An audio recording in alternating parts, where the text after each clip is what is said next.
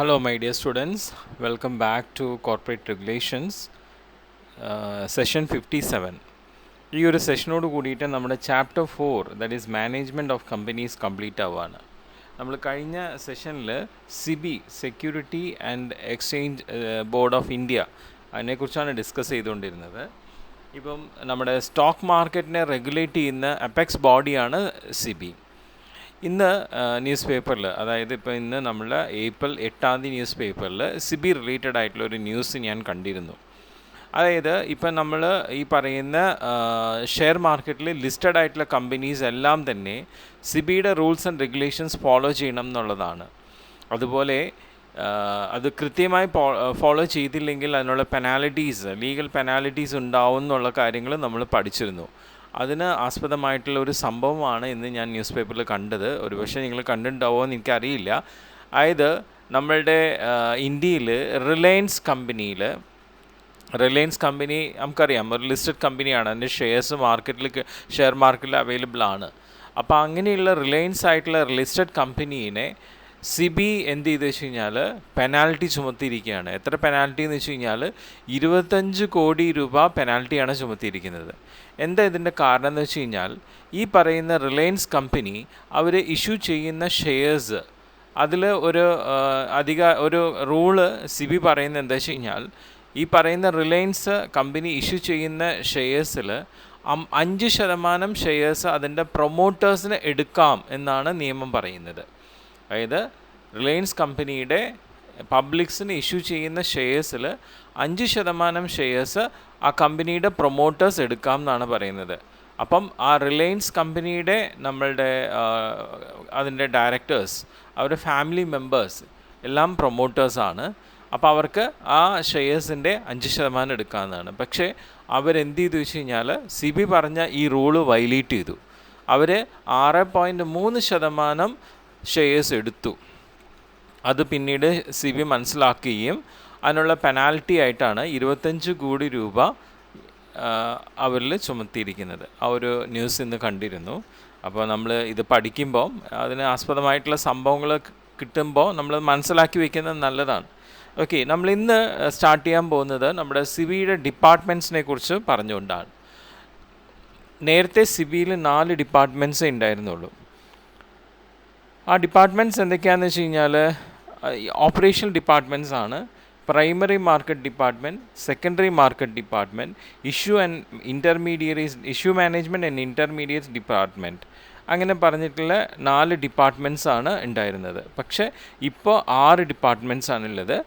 ആദ്യം primary market department, പിന്നെ secondary market department, issue management and intermediary department, പിന്നെ the institutional investors, the mergers and requisitions, research and public department IIMARP department, പിന്നെ legal department and investigation department.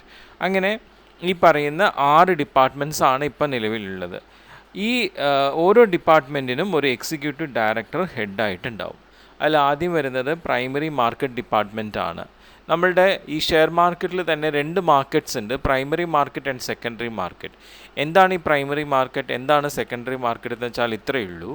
ഓരോ കമ്പനീസും അതിൻ്റെ security develop ചെയ്യുന്നത്, security എന്ന് പറയുമ്പോൾ അതിൻ്റെ shares ആണല്ലോ, ഓരോ കമ്പനീസും അതിൻ്റെ സെക്യൂരിറ്റി ഡെവലപ്പ് ചെയ്ത് ഫോം ചെയ്യുന്ന ആ മാർക്കറ്റിനെയാണ് നമ്മൾ പ്രൈമറി മാർക്കറ്റ് എന്ന് പറയുന്നത്. സെക്കൻഡറി മാർക്കറ്റ് എന്ന് വെച്ചാൽ, പ്രൈമറി മാർക്കറ്റിൽ ഇത്തരത്തിലുള്ള സെക്യൂരിറ്റീസ് ഫോം ചെയ്യുന്നത്, സെല്ലിംഗ് നടത്തുന്നതാണ് സെക്കൻഡറി മാർക്കറ്റ്. ആ ഇൻവെസ്റ്റേഴ്സ് അവർ ഫോം ചെയ്തിട്ടുള്ള സെക്യൂരിറ്റീസ് സെയിൽ നടത്തുന്നതാണ് സെക്കൻഡറി മാർക്കറ്റ്. ഓക്കെ, അപ്പോൾ ആദ്യം പ്രൈമറി മാർക്കറ്റ് ഡിപ്പാർട്ട്മെൻറ്റ്. അപ്പോൾ ഈ ഡിപ്പാർട്ട്മെൻറ്റ് എന്താ ചെയ്യുന്നത്, പ്രൈമറി മാർക്കറ്റ് റിലേറ്റഡ് ആയിട്ടുള്ള പോളിസീസ്, അതിൻ്റെ റെഗുലേറ്ററി ഇഷ്യൂസ് കാര്യങ്ങളൊക്കെ ഡീൽ ചെയ്യുന്നതാണ്. ഓക്കെ, അതിൻ്റെ registration, portfolio management services and self regulatory organisations, market intermediaries, redressal of grievances, primary market related ആയിട്ടുള്ള കാര്യങ്ങൾ ഡീൽ ചെയ്യുന്നതാണ് the primary market department. Secondary market department എന്ന് വെച്ചാലോ, ഈ പറയുന്ന ഡിപ്പാർട്ട്മെൻറ്റ് നമ്മൾ ഇൻവെസ്റ്റേഴ്സ് അവർ ഫോം ചെയ്തിട്ടുള്ള സെക്യൂരിറ്റി സെയിൽ ചെയ്യുമ്പോൾ അതിന് റിലേറ്റഡ് ആയിട്ട് വരുന്ന പോളിസീസ്, അതിൻ്റെ റെഗുലേഷൻസ്, അതുപോലെ തന്നെ ഈ പറയുന്ന സ്റ്റോക്ക് എക്സ്ചേഞ്ചിൻ്റെ അഡ്മിനിസ്ട്രേഷൻസ്, അതിന് റിലേറ്റഡ് ആയിട്ടുള്ള മാറ്റേഴ്സൊക്കെ കൈകാര്യം ചെയ്തതാണ് സെക്കൻഡറി മാർക്കറ്റ് ഡിപ്പാർട്ട്മെൻറ്റ്. ഓക്കെ, ഇനി പിന്നെ വരുന്നത് the issue management and intermediaries department. ഈ ഡിപ്പാർട്ട്മെൻറ്റ് എന്താ ചെയ്യണമെന്ന് വെച്ച് കഴിഞ്ഞാൽ ഓരോ കമ്പനീസും അവർ ഫോം ചെയ്യുന്ന പ്രോസ്പെക്ടസ്, അവരിപ്പോൾ അവർ പബ്ലിക്സിന് കൊടുക്കുന്ന ഇഷ്യൂ ഓഫറിൻ്റെ ലെറ്റേഴ്സ്, റൈറ്റ് ഇഷ്യൂസ്, അങ്ങനെ ഈ പറയുന്ന പ്രൈമറി മാർക്കറ്റ് റിലേറ്റഡ് ആയിട്ടുള്ള കോർഡിനേഷൻ, ഇതെല്ലാം വളരെ കോൺഫിഡൻഷ്യൽ ആയിട്ട് ഫോം ചെയ്യുന്നതാണ് ഈ issue management and intermediaries department.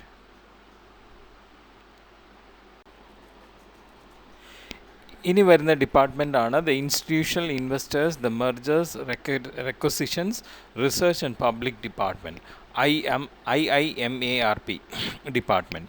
ഈ ഡിപ്പാർട്ട്മെൻറ്റ് എന്തിനാണെന്ന് വെച്ച് കഴിഞ്ഞാൽ, ഇപ്പോൾ നമ്മളുടെ ഫോറിൻ ഇൻസ്റ്റിറ്റ്യൂഷണൽ ഇൻവെസ്റ്റേഴ്സ് നമ്മളുടെ ഇന്ത്യയിലേക്ക് വന്നു കഴിഞ്ഞാൽ, അതുപോലെ മ്യൂച്വൽ ഫണ്ട്സ്, ഇതിന് റിലേറ്റഡ് ആയിട്ടുള്ള പോളിസീസ് ഫോം ചെയ്യാനും, അതുപോലെ തന്നെ ഇൻ്റർനാഷണൽ ഓർഗനൈസേഷൻ്റെ മെമ്പർഷിപ്പ്, അവരുടെ പബ്ലിക്കേഷൻ, അതിന് റിലേറ്റഡ് ആയിട്ടുള്ള മാറ്റേഴ്സൊക്കെ ഡീൽ ചെയ്യാൻ വേണ്ടിയിട്ടാണ് ഈ ഒരു ഡിപ്പാർട്ട്മെൻറ്റ്. പിന്നെ വരുന്നത് ലീഗൽ ഡിപ്പാർട്ട്മെൻറ്റാണ്. നമ്മുടെ ഈ ഷെയർ മാർക്കറ്റിൽ ലീഗലായിട്ടുള്ള കാര്യങ്ങൾക്ക് വേണ്ടിയിട്ട് വരുന്നതാണ് ലീഗൽ ഡിപ്പാർട്ട്മെൻറ്റ്. ഇൻവെസ്റ്റിഗേഷൻ ഡിപ്പാർട്ട്മെൻറ്റ് പ്രത്യേകിച്ചും നമ്മളുടെ ഈ ഒരു സെക്യൂരിറ്റി മാർക്കറ്റിൽ എല്ലാ കാര്യങ്ങളും പ്രോപ്പറായിട്ട് ഇൻസ്പെക്റ്റ് ചെയ്ത് അതിൽ ചീഫിൻ്റെ സൂപ്പർവിഷനോട് കൂടിയിട്ട് ഡേ ടു ഡേ ഇൻവെസ്റ്റിഗേഷൻ നടത്താനുള്ള ഡിപ്പാർട്ട്മെൻറ്റാണ് ഇൻവെസ്റ്റിഗേഷൻ ഡിപ്പാർട്ട്മെൻറ്റ്. ഈ ഡിപ്പാർട്ട്മെൻറ്റ്സ് കൂടാതെ, അങ്ങനെ 6 ഡിപ്പാർട്ട്മെൻറ്റ്സിൻ്റെ കാര്യം പറഞ്ഞു. ഈ ഡിപ്പാർട്ട്മെൻറ്റ്സ് കൂടാതെ 2 കമ്മിറ്റി കൂടിയുണ്ട് കേട്ടോ, അഡ്വൈസറി കമ്മിറ്റീസ് ഉണ്ട്. പ്രൈമറി മാർക്കറ്റ് കമ്മിറ്റിയും സെക്കൻഡറി മാർക്കറ്റ് കമ്മിറ്റി. ഇത് നോൺ സ്റ്റാറ്റ്യൂട്ടറി കമ്മിറ്റീസാണ്, നിർബന്ധമില്ല ഈ കമ്മിറ്റീസ് ഫോം ചെയ്യണം എന്നുള്ളത്, പക്ഷെ ഫോം ചെയ്താൽ നല്ലതാണ്. ഈ കമ്മിറ്റിയിൽ നമുക്ക് മെയിനായിട്ടും committee consist of market players, പിന്നെ അതുപോലെ റെക്കഗ്നൈസ്ഡ് ഇൻവെസ്റ്റർ അസോസിയേഷൻ മെമ്പേഴ്സ്, അതുപോലെ eminent persons connected to capital market. ഇവർ ഈ പറയുന്ന കമ്മിറ്റിയിലുള്ളവരായിരിക്കും. ഈ അഡ്വൈസറി കമ്മിറ്റി നമ്മൾ ഈ പറയുന്ന ഷെയർ മാർക്കറ്റ് റിലേറ്റഡ് ആയിട്ടുള്ള പോളിസീസ്, റെഗുലേഷൻസ് ഇതൊക്കെ ഫോം ചെയ്യുന്നതിൽ അഡ്വൈസുകൾ കൊടുക്കുന്നതായിരിക്കും ഈ കമ്മിറ്റീസ്. അപ്പോൾ അതൊക്കെയാണ് നമ്മളുടെ സിബിയുടെ ഡിപ്പാർട്ട്മെൻറ്റ്സ് ആൻഡ് കമ്മിറ്റീസ്. ഇനി നെക്സ്റ്റ് വരുന്നത് നമ്മുടെ സിബിയുടെ ഒബ്ജക്റ്റീവ്സ് ആണ്. നമ്മുടെ സിബി ഫോം ചെയ്തതിൻ്റെ 3 ഒബ്ജക്റ്റീവ്സ് എന്തൊക്കെയാണെന്നുള്ളതാണ്. അതിൽ ആദ്യത്തെ ഒബ്ജക്റ്റീവ് എന്ന് വെച്ച് കഴിഞ്ഞാൽ, നമ്മളുടെ സിബി ഫോം ചെയ്യുന്നത് മെയിനായിട്ട് നമ്മുടെ ഇൻവെസ്റ്റേഴ്സിൻ്റെ ഉദ്ദേശമാണ് അവരുടെ ഇൻട്രസ്റ്റിനെ പ്രൊട്ടക്റ്റ് ചെയ്യുക. അതുകൊണ്ട് തന്നെ നമുക്ക് സ്റ്റഡി ഫ്ലോ ഓഫ് സേവിങ്സ് നമ്മുടെ ക്യാപിറ്റൽ മാർക്കറ്റ് ഫോം ചെയ്യുക.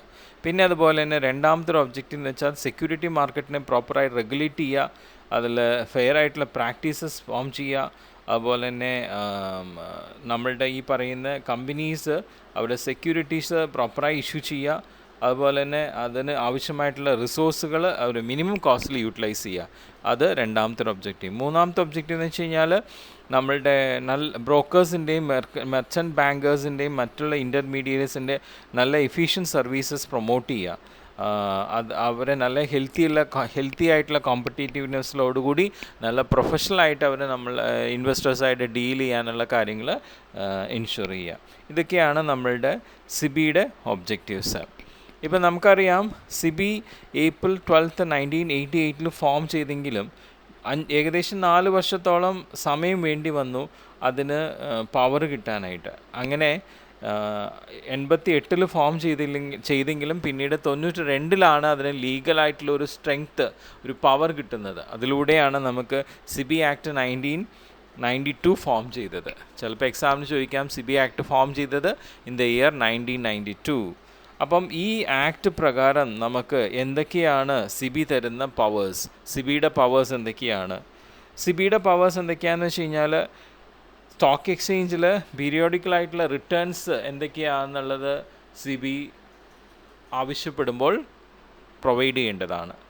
അതിനുള്ള പവർ സിബിക്കുണ്ട്. അതുപോലെ തന്നെ ഈ പറയുന്ന എക്സ്ചേഞ്ച് അഫയേഴ്സിനെ കുറിച്ച് എന്ത് എക്സ്പ്ലനേഷൻ ഇൻഫർമേഷൻസും സ്റ്റോക്ക് എക്സ്ചേഞ്ചിൽ നിന്നും ഏത് സമയത്തും സിബി ആവശ്യപ്പെട്ടാൽ നൽകേണ്ടതാണ്. പിന്നെ പബ്ലിക് കമ്പനീസിനെ സിബി കമ്പൽ ചെയ്യും ഈ പറയുന്ന ഷെയർസ് ലിസ്റ്റ് ചെയ്യാനായിട്ട്. അതുപോലെ തന്നെ സ്റ്റോക്ക് എക്സ്ചേഞ്ചിന് സിബിക്ക് ഡയറക്ഷൻസ് കൊടുക്കാൻ പറ്റും ഈ പറയുന്ന സ്റ്റോക്ക് എക്സ്ചേഞ്ച് റിലേറ്റഡ് ആയിട്ടുള്ള റൂൾസ് അമെൻമെൻറ്റ്സ് ഒക്കെ ഫോം ചെയ്യാനായിട്ട്.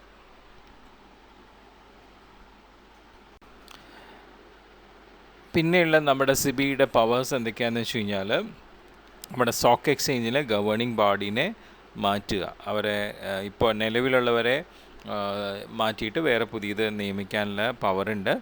പിന്നെ അതുപോലെ തന്നെ ഏത് സമയത്തും ഈ റെക്കഗ്നൈസ്ഡ് ആയിട്ടുള്ള സ്റ്റോക്ക് എക്സ്ചേഞ്ചിൻ്റെ ബിസിനസ്സിനെ ഇവർ വിചാരിച്ചാൽ സസ്പെൻഡ് ചെയ്യാനുള്ള അധികാരമുണ്ട്. അതുപോലെ സ്റ്റോക്ക് എക്സ്ചേഞ്ചിന് റെക്കഗ്നേഷൻ കൊടുക്കാനുള്ള അധികാരമുണ്ട്. പിന്നെ റെക്കഗ്നീഷൻ വിത്ഡ്രോ ചെയ്യാനുള്ള അധികാരമുണ്ട്. അതുപോലെ തന്നെ ചില കേസുകൾ, ചില കോൺട്രാക്റ്റ്, ഈ പറയുന്ന സെക്യൂരിറ്റി മാർക്കറ്റ്സിലുള്ള കോൺട്രാക്റ്റ് പ്രോഹിബിറ്റ് ചെയ്യാനുള്ള അധികാരമുണ്ട്. അതുപോലെ തന്നെ ഇപ്പം നമ്മുടെ സ്റ്റോക്ക് എക്സ്ചേഞ്ച് റിലേറ്റഡ് ആയിട്ടുള്ള കാര്യങ്ങളിൽ പുതിയ റൂൾസ്, അതുപോലെ ഈ പറയുന്ന ഭേദഗതികൾ, article of association of stock എക്സ്ചേഞ്ചിൽ ഭേദഗതികളൊക്കെ, വോട്ടിംഗ് റൈറ്റ്സ്, ഇതിലൊക്കെ മാറ്റങ്ങൾ വരുത്താനായിട്ടുള്ള അധികാരമുണ്ട്. പിന്നെ നമ്മളുടെ ഈ പറയുന്ന സെക്യൂരിറ്റി കോൺട്രാക്ട്സ് ഫോം ചെയ്യാനുള്ള, അത് ഡിക്ലെയർ ചെയ്യാൻ, എങ്ങനെയൊക്കെയാണ് സെക്യൂരിറ്റി കോൺട്രാക്ട്സ് ഫോം ചെയ്യേണ്ടതെന്നുള്ള കാര്യങ്ങൾ ഡിക്ലെയർ ചെയ്യാനായിട്ടും അതിന് ലൈസൻസ്, സ്റ്റോക്ക് എക്സ്ചേഞ്ചിന് ലൈസൻസ് പ്രൊവൈഡ് ചെയ്യാനുമുള്ള അധികാരമുണ്ട്. പിന്നെ നമ്മളുടെ സ്പോട്ട് ഡെലിവറി കോൺട്രാക്ട്സിൻ്റെ ബിസിനസ്സുകൾ റെഗുലേറ്റ് ചെയ്യാനും കൺട്രോൾ ചെയ്യാനുള്ള അധികാരമുണ്ട്. പിന്നെ ഇൻ്റർമീഡിയറീസിന് രജിസ്ട്രേഷൻ ഗ്രാൻഡ് ചെയ്യാനുള്ള പവറുണ്ട്. പിന്നെ നമ്മളുടെ ഈ സെക്യൂരിറ്റി മാർക്കറ്റിൽ റിലേറ്റഡ് ആയിട്ടുള്ള ഫീസുകൾ, ചാർജുകളൊക്കെ എത്ര വേണം എന്നുള്ളത് ഡിസൈഡ് ചെയ്യാനുള്ള അധികാരമുണ്ട്. സോ ഇതൊക്കെയാണ് നമ്മുടെ സിബിയുടെ പവേഴ്സ് എന്ന് പറയുന്നത്. ചിലപ്പോൾ എക്സാമിന് ചോദിക്കാം what are the powers of SEBI. ഇനി നെക്സ്റ്റ് വരുന്നതാണ് സെക്യൂരിറ്റീസ് അപ്പലറ്റ് ട്രൈബ്യൂണൽ, സാറ്റ് എന്ന് പറയുന്നത്. എന്താണ് സെക്യൂരിറ്റി അപ്പലറ്റ് ട്രൈബ്യൂണൽ? നമുക്കറിയാം സിബി എന്ന് പറയുന്നത് തന്നെ നമ്മുടെ ഇൻവെസ്റ്റേഴ്സിനെ സെക്യൂരിറ്റി മാർക്കറ്റിൽ പ്രൊട്ടക്റ്റ് ചെയ്യാൻ വേണ്ടിയിട്ടുള്ള ഒരു സംവിധാനമാണ് സിബി. അപ്പം ഇവർ ശരിക്കും നമ്മുടെ സെക്യൂരിറ്റി മാർക്കറ്റിൽ ശരിക്കും നമ്മുടെ സെക്യൂരിറ്റീസിനെ നല്ല രീതിയിൽ കൈകാര്യം ചെയ്തുകൊണ്ട് ആ മാർക്കറ്റിനെ നന്നായിട്ട് പ്രൊമോട്ട് ചെയ്യുകയും ഡെവലപ്പ് ചെയ്യുകയും ചെയ്യുകയാണ് ചെയ്യുന്നത്. അപ്പം ഇതിൽ ഇങ്ങനെ അവർ സെക്യൂരിറ്റി മാർക്കറ്റിന് വേണ്ടി നിലകൊള്ളുന്ന സിബിയിൽ 3 ഗ്രൂപ്പ് ഓഫ് പീപ്പിൾസ് ഉണ്ട്. ആരൊക്കെയാണ്? Issues of securities, investors, market intermediates. അപ്പോൾ ഇങ്ങനെ 3 ഗ്രൂപ്പ് ഓഫ് ആൾക്കാരുണ്ട്. ഇവരെയാണ് നമ്മൾ സിബി പ്രൊട്ടക്റ്റ് ചെയ്യുന്നത്.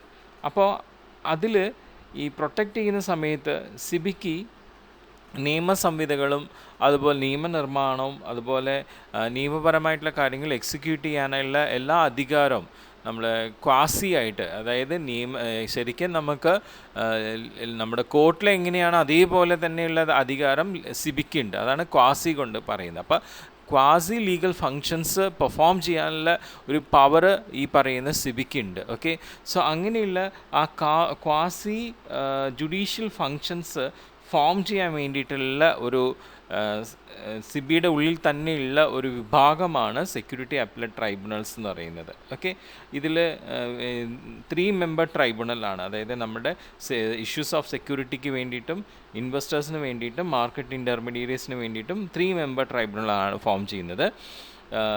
ഇതിൻ്റെ സെക്കൻഡറി അപ്പീലാണ് നമ്മുടെ സുപ്രീം കോർട്ടിൽ പോവുക. അപ്പോൾ പ്രൈമറി അപ്പീൽ നമുക്ക് ഈ പറയുന്ന സെക്യൂരിറ്റി അപ്പലറ്റ് ട്രൈബ്യൂണലിലേക്കാണ് പോകുന്നത്. അതായത് സെക്യൂരിറ്റി മാർക്കറ്റിൽ ലീഗലായിട്ടുള്ള എന്ത് കാര്യം കൈകാര്യം ചെയ്യുന്നത് ആരാണ്? നമ്മുടെ സെക്യൂരിറ്റി അപ്പലറ്റ് ട്രൈബ്യൂണൽസ് ആണ്. അവരിൽ നിന്നും അത് വേണ്ട രീതിയിൽ ലീഗലായിട്ട് അത് ശരിയായില്ലെങ്കിൽ മാത്രം സെക്കൻഡറി അപ്പീൽ പോകുന്നത് എവിടെയാണ്? സുപ്രീം കോർട്ടിലാണ്. ആദ്യം അപ്പീൽ പോകുന്നത് സാറ്റിലായിരിക്കും. അതാണ് സെക്യൂരിറ്റി അപ്പലറ്റ് ട്രൈബ്യൂണൽസ്. ഓക്കെ, അത് എക്സാമിന് ചോദിക്കാം. സിബിയുടെ ഈ പറയുന്ന ക്വാസി ജുഡീഷ്യൽ ഫങ്ഷൻസ് പെർഫോം ചെയ്യുന്നത് ആരാണെന്ന് ചോദിച്ചാൽ that is security appellate tribunal, SAT ആണ് എന്ന് പറയാം. ഓക്കെ, നമ്മുടെ ആദ്യത്തെ സെക്യൂരിറ്റി അപ്പലറ്റ് ട്രൈബ്യൂണൽ ഫോം ചെയ്തത് 1995 നമ്മളുടെ securities and exchange board of India act 1992 form ചെയ്തതിന് ശേഷമാണ് സാറ്റ് ഫോം ചെയ്തത്. ഇത് ഫോം ചെയ്തത് മെയിനായിട്ടും നമ്മളുടെ ഈ സെക്യൂരിറ്റി മാർക്കറ്റ്സിൽ ഫോം ചെയ്യുന്ന എന്തെങ്കിലും ഇഷ്യൂസ് റിലേറ്റഡ് ആയിട്ടുള്ള അപ്പീൽസ് കൈകാര്യം ചെയ്യാൻ വേണ്ടിയിട്ടാണ്. ഓക്കെ, സോ ഇതിൽ നമ്മൾ ട്രൈബ്യൂണൽസ് ഉണ്ടെന്ന് പറഞ്ഞു. 3 മെമ്പർ ബോഡിയാണ്. ആ 3 മെമ്പർ ബോഡി എന്ന് പറയുമ്പോൾ ഒരു പ്രിസീഡിങ് ഓഫീസറും പിന്നെ മറ്റ് 2 മെമ്പേഴ്സും അത് നമ്മളുടെ സെൻട്രൽ ഗവൺമെൻറ് നോമിനേറ്റ് ചെയ്തിട്ടുള്ളതാണ്. യൂണിയൻ ഗവൺമെൻറ്റിന് എത്ര സാറ്റ് വേണമെങ്കിലും എന്ത് ചെയ്യാം, അവർക്ക് ഫോം ചെയ്യാം എന്നാണ് ഇവിടെ പറഞ്ഞിരിക്കുന്നത്. അപ്പോൾ സാധാരണ നമ്മളുടെ ഇപ്പോൾ ഇന്ത്യയിൽ സാറ്റ് ഒരു ബെഞ്ചേ ഉള്ളൂ. അത് മുംബൈയിലാണ് അതിൻ്റെ സിറ്റിംഗ് വരുന്നത്. അതിൻ്റെ ജൂറിസ്ഡിക്ഷൻ, അതിൻ്റെ നിയമപരിധി ഓൾ ഓവർ ഇന്ത്യയാണ്. അപ്പം അവർ സിവിൽ പ്രൊസീജിയറിന് തുല്യമായിട്ടുള്ള എല്ലാ പ്രൊസീജിയേഴ്സും നമുക്ക് ഈ സിവിൽ കോർട്ട് പോലെ തന്നെ തുല്യമായിട്ടുള്ള ഒരു നിയമ സംവിധിയാണ് സാറ്റിലുള്ളത്. സിവിൽ പ്രൊസീജിയേഴ്സിൻ്റെ കോഡ് ഇതിനെ എന്ത് ചെയ്യുന്നില്ല, ഇതിന് നമുക്ക് പൂർണ്ണമായിട്ട് സിവിൽ കോഡ് മാത്രമല്ല ഇതിൽ ഫോളോ ചെയ്യുന്നത്, മറിച്ച് ഡിപ്പോസിറ്ററി ആക്ട് 1996 ആ പ്രൊവിഷൻസും നമ്മളിതിൽ ഫോളോ ചെയ്യുന്നുണ്ട്. എവിടെയാണോ സിറ്റിംഗ് ഉള്ളത് അവിടെ ഈ സാറ്റിന് അതിൻ്റെ ഫുൾ പവറോട് കൂടിയിട്ട് അതിൻ്റെ എല്ലാ റെഗുലേഷൻസും ഫോം ചെയ്യാം എന്നുള്ളതാണ്. കാരണം അതിൻ്റെ jurisdiction all over India form ചെയ്യുന്നതുകൊണ്ട്. ഓക്കെ, സോ അതാണ് നമ്മളുടെ സാറ്റ്. നമ്മുടെ സാറ്റിൻ്റെ കമ്പോസിഷൻ നമ്മൾ പറഞ്ഞ 3 മെമ്പേഴ്സാണ്. അതിലൊരു പ്രിസൈഡിങ് ഓഫീസറും പിന്നെ 2 മെമ്പേഴ്സാണ്. ഈ പ്രിസൈഡിങ് ഓഫീസർ എന്ന് പറയുന്നത് നമ്മുടെ central government chief justice of ഇന്ത്യയായിട്ട് കൺസൾട്ട് ചെയ്തിട്ട് നോമിനേറ്റ് ചെയ്യുന്നൊരു വ്യക്തിയാണ് പ്രിസൈഡിങ് ഓഫീസേഴ്സ്. മറ്റുള്ള 2 മെമ്പേഴ്സും സെൻട്രൽ ഗവൺമെൻറ് അപ്പോയിൻറ്റ് ചെയ്യുന്നതാണ്. ഈ ഒരു പ്രിസൈഡിങ് ഓഫീസറുടെ ക്വാളിഫിക്കേഷൻ എങ്ങനെയാണെന്ന് വെച്ച് കഴിഞ്ഞാൽ അദ്ദേഹം ഒന്നില്ലെങ്കിൽ സുപ്രീം കോർട്ടിനെ ജഡ്ജായിട്ട് റിട്ടയർ ചെയ്തിട്ടുള്ളതോ ഇല്ലെങ്കിൽ അതിന് സിറ്റിംഗ് ആയിട്ടുള്ള ഒരു വ്യക്തിയായിരിക്കണം. അല്ലെങ്കിൽ ഹൈക്കോർട്ടിലെ ചീഫ് ജസ്റ്റിസായിട്ട് റിട്ടയർ ചെയ്തതോ അല്ലെങ്കിൽ ഇപ്പോൾ സിറ്റിംഗ് ആയിട്ടുള്ള വ്യക്തിയായിരിക്കണം. അല്ലെങ്കിൽ ഹൈക്കോർട്ടിലെ റിട്ടയർഡ് ജഡ്ജ് അല്ലെങ്കിൽ സിറ്റിംഗ് ആയിട്ട് ഹൈക്കോർട്ടിൽ ജഡ്ജായിട്ട് അറ്റ്ലീസ്റ്റ് 7 ഇയേഴ്സെങ്കിലും അദ്ദേഹം സർവീസ് കംപ്ലീറ്റ് ചെയ്തിരിക്കണം. ഇങ്ങനെയുള്ള വ്യക്തികളെയാണ് പ്രിസൈഡിങ് ഓഫീസറായിട്ട് നിയമിക്കുന്നത്. ഇനി മറ്റുള്ള 2 മെമ്പേഴ്സ് എന്ന് പറഞ്ഞാൽ അവർക്ക് സ്വന്തമായിട്ടുള്ള എബിലിറ്റി, ഇൻറ്റഗ്രിറ്റി, സ്റ്റാൻഡിങ് ഉണ്ടാവണം. അവർക്ക് ഈ പറയുന്ന സ്റ്റോക്ക് മാർക്കറ്റ് റിലേറ്റഡ് ആയിട്ടുള്ള കാര്യങ്ങൾ ഡീൽ ചെയ്യാനും അതിന് പ്രോബ്ലം സോൾവ് ചെയ്യാനുള്ള കഴിവുണ്ടായിരിക്കണം. അവർക്ക് corporate law, security laws, finance and economics, accountancy ഇങ്ങനെയുള്ള ഫങ്ഷൻസിൽ, ഇങ്ങനെയുള്ള മേഖലകളിൽ നല്ല എക്സ്പീരിയൻസും ക്വാളിഫിക്കേഷനും ഉണ്ടായിരിക്കണം. ഓക്കെ, ഇനി നമ്മുടെ പ്രിസൈഡിങ് ഓഫീസറുടെ ടെന്യൂർ, അവരുടെ കാലപരിധി എങ്ങനെയാണെന്ന് വെച്ച് കഴിഞ്ഞാൽ 5 ഇയേഴ്സാണ്. അവർ വേണമെങ്കിൽ റീഅപ്പോയിൻറ്റ് ചെയ്യാം. അവർക്ക് 68 വയസ്സ് വരെ എന്ത് ചെയ്യാം, ആ ഒരു സ്ഥാനത്ത് തുടരാം. അത് ഏതാണ് ഏർലിയർ എന്ന് വെച്ചാൽ അതായിരിക്കും ആദ്യം എടുക്കുക. ഓക്കെ, ഇനി മെമ്പേഴ്സിൻ്റെ ടെന്യൂർ എന്ന് വെച്ചാൽ 5 ഇയേഴ്സാണ്. അവരെ റീഅപ്പോയിൻറ്റ് ചെയ്യാം. 62 വയസ്സ് വരെ അവർക്ക് ആ ഒരു സ്ഥാനത്ത് ജോലി ചെയ്യാവുന്നതാണ്. ഇനി നമ്മളുടെ സെക്യൂരിറ്റി ആപ്പലേറ്റ് ട്രൈബ്യൂണൽസിൻ്റെ പവർ എങ്ങനെയാണെന്ന് നോക്കാം. ശരിക്കും നമ്മളുടെ സിവിൽ കോർട്ടിൽ നമ്മൾ എങ്ങനെയാണോ ഒരു കേസ് ഫയൽ ചെയ്താൽ ആ സിവിൽ കോർട്ട് എങ്ങനെയാണ് അതിൻ്റെ പവർ കാണിക്കുന്നത്, അതേപോലെ തന്നെയാണ് സെക്യൂരിറ്റി ആപ്പലേറ്റ് ട്രൈബ്യൂണലും പവർ കാണിക്കുക. സിവിൽ കോർട്ടിന് അതേ പവറാണ് സാറ്റിനുള്ളത്. അപ്പം ഈ പറയുന്ന വ്യക്തികൾ അവർ ഹാജരായി കഴിഞ്ഞാൽ അവരെ വിളിച്ച് അവരുടെ വിശദീകരണങ്ങൾ ചോദിക്കുക. അത് ഓത്തെടുത്തിട്ടായിരിക്കും അവരുടെ വിശദീകരണങ്ങൾ ചോദിക്കുന്നത്. അതുപോലെ തന്നെ ഡോക്യുമെൻറ്റ്സ് പ്രൊഡ്യൂസ് ചെയ്യാനും അത് കണ്ടെത്താനുമുള്ള റിക്വയർമെൻറ്റ്സ് ഫോം ചെയ്യുന്നു. അപ്പോൾ അതുപോലെ എവിഡൻസും അഫിഡാവിറ്റ്സും ഇവർ റിസീവ് ചെയ്യാം ഉള്ള പവറുണ്ട്. പിന്നെ ഈ പറയുന്ന ഡോക്യുമെൻറ്റ്സും വിറ്റ്നസ്സും എക്സാമിൻ ചെയ്യാൻ കമ്മീഷൻസിനെ വെക്കാനുള്ള പവറുണ്ട്. ഡിസിഷൻസ് റിവ്യൂ ചെയ്യാനുള്ള പവറുണ്ട്. അതുപോലെ ഏതെങ്കിലും അപ്ലിക്കേഷൻസ് വന്നത് ഡിഫോൾട്ടായിട്ട് കണ്ട് അത് ഡിസ്മിസ് ചെയ്യാനുള്ള പവറുണ്ട്. അതുപോലെ തന്നെ ഏതെങ്കിലും അപ്ലിക്കേഷൻ ഡിഫോൾട്ടായി ഏതെങ്കിലും ഓർഡേഴ്സ് പാസ് ചെയ്തത് നിലവിലില്ലാത്തതാണെങ്കിൽ അതൊക്കെയും മാറ്റിവെക്കാനുള്ള പവറുണ്ട്. പിന്നെ നമ്മളുടെ ഈ സെക്യൂരിറ്റി മാർക്കറ്റ് റിലേറ്റഡ് ആയിട്ടുള്ള ഏത് മാറ്റേഴ്സും അവർക്ക് കൈകാര്യം ചെയ്യാനുള്ള പവറുണ്ട്. ഓക്കെ, സോ നമ്മളുടെ ഈ പറയുന്ന സെക്യൂരിറ്റി ആപ്പലേറ്റ് ട്രൈബ്യൂണലിൽ നമ്മൾ പ്രൊസീഡ് ചെയ്യുന്ന ഒരു കാര്യങ്ങൾ എന്ന് പറയുന്നത് ശരിക്കും നമ്മൾ ഇന്ത്യൻ പീനൽ കോഡ് അനുസരിച്ച് നമ്മളുടെ സിവിൽ കോർട്ടിൽ പ്രൊസീഡ് ചെയ്യുന്ന അതേ രീതി തന്നെയാണ് ഇവിടെ പ്രൊസീഡ് ചെയ്യുന്നത്. അപ്പം ആ കോർട്ടിന് അതേ സെയിം ഇഫക്റ്റാണ് വരുന്നത്. അപ്പോൾ ഒരു വ്യക്തി ഈ സാറ്റിൽ അപ്പീലായിട്ട് പോകുന്നത് സിബിയുടെ ഓർഡർ അവർക്ക് അല്ല എന്ന് തോന്നുമ്പോഴും, അതുപോലെ തന്നെ സിബിയുടെ ഓർഡർ യോജിച്ചല്ലാതെ വരുമ്പോൾ അവർ സ്വാഭാവികമായിട്ടും അഡ്ജുഡിക്കേഷൻ ഓഫീസേഴ്സിൻ്റെ അടുത്താണ് പോവുക. അപ്പോൾ അഡ്ജുഡിക്കേഷൻ ഓഫീസേഴ്സും അത് വേണ്ട രീതിയിൽ അവർക്ക് അനുകൂലമായിട്ടുള്ള ഒരു തീരുമാനം അല്ല തന്നെന്നുണ്ടെങ്കിൽ അത് കഴിഞ്ഞിട്ടാണ് ഈ സാറ്റിലേക്ക് അപ്പീലായിട്ട് പോകുന്നത്. ഓക്കെ, സോ ഇതാണ് നമ്മളുടെ സെക്യൂരിറ്റി ആപ്പലേറ്റ് ട്രൈബ്യൂണൽ. അപ്പോൾ അങ്ങനെ നമ്മളുടെ 4th ചാപ്റ്റർ കംപ്ലീറ്റ് ആവുകയാണ്.